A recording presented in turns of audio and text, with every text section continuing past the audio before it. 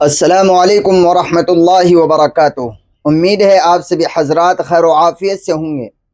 معزز ناظرین، آج کی اس ویڈیو میں آپ حضرات کے سامنے استنجے سے پاکی حاصل کرنے سے متعلق ایک اہم مسئلہ آپ حضرات کے سامنے پیش کرنا ہے۔ مسئلہ یہ ہے کہ جو آج کل مارکیٹ میں ایک پیپر آتا ہے ٹیشو پیپر کے نام سے، تو کیا اس ٹیشو پیپر سے استنجا کیا جا سکتا ہے، استنجا لیا جا سکتا ہے یا نہیں؟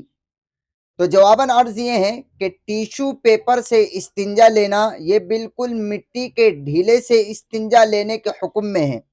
اور یہ جو ٹیشو پیپر مارکیٹ میں ملتا ہے یہ خاص کر اسی چیز کے لیے بنایا جاتا ہے، استنجا وغیرہ کے لیے، اور اس کا کوئی اور دوسرا مقصد نہیں ہوتا ہے کہ ہاں اس پر لکھنا ہوتا ہے یا نہیں لکھنا۔ یہ لکھائی سے، پڑھائی لکھائی سے، ایجوکیشن سے ٹیشو پیپر کا کوئی مطلب نہیں ہے۔ ٹیشو پیپر بنایا ہی اس لیے جاتا ہے ہاتھ وغیرہ کے استعمال کے لیے،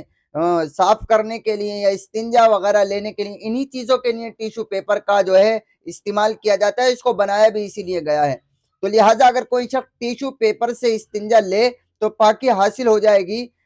بغیر کسی شک کے، بغیر کسی شبے کے،